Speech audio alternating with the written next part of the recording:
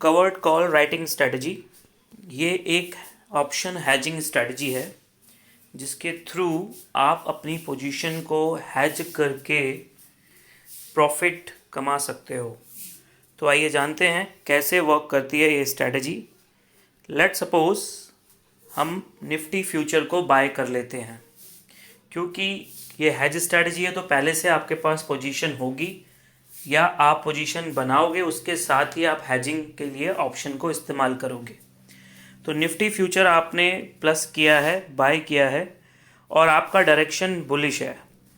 आपको लगता है कि बाज़ार ऊपर जाएगा इसलिए आपने निफ्टी खरीद ली और निफ्टी खरीदने के बाद अब आपको डर लग रहा है कि कहीं निफ्टी गिर ना जाए, कोई न्यूज़ आ गई या कोई इवेंट हो गई या होने वाली है आने वाले दिनों में जिसकी वजह से निफ्टी में करेक्शन हो सकता है।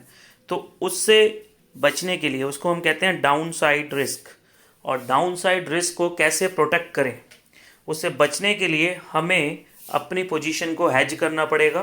तो निफ्टी फ्यूचर की पोजीशन को हम हैज कर रहे हैं ऑप्शन से, और ऑप्शन में भी हम कंपोनेंट ले रहे हैं कॉल।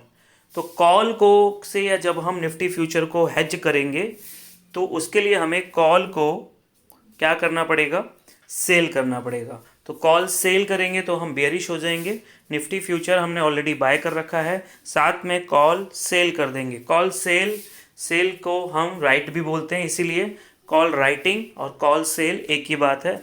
इसीलिए स्ट्रैटेजी का नाम call writing, covered call writing, यानी कि कॉल राइट करके आप अपनी पोजीशन को कवर करिए। इस स्ट्रैटेजी का कहना ये है।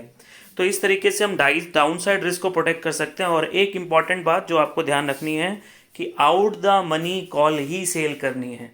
यानी कि अगर आपने निफ्टी बाय कर रखी है तो आप out the money call sell करें। इस तरीके से आपकी स्ट्रेटजी बन जाती है निफ्टी फ्यूचर बाय और कॉल सेल।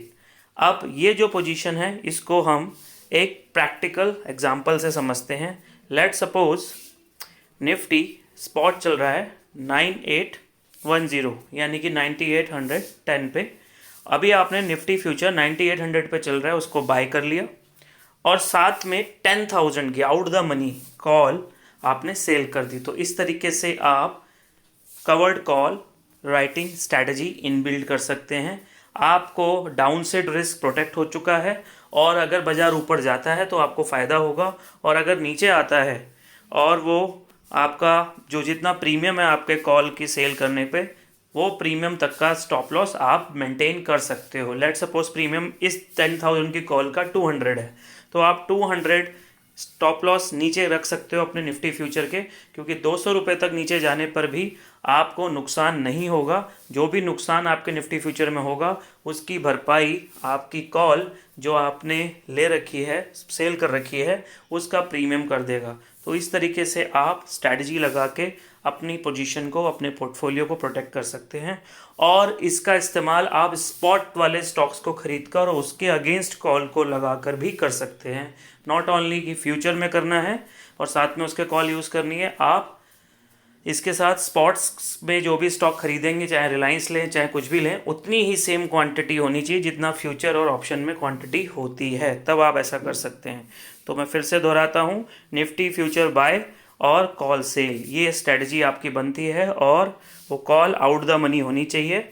ये बात आपको ध्यान में रखनी है। और ये जो मैंने आपको अभी क्वेश्चन बताया है इसको आप प्रैक्टिकली करके भी देख सकते हो, एक डाटा रेंज बना के कि लेट सपोज 9200 से लेके 10,500 तक अगर प्राइस कहीं भी 100 रुपये के डिफरेंस में जाता है तो इस तरीके की स्ट्रेटजी में आपको कितना प्रॉफिट और नुकसान होगा।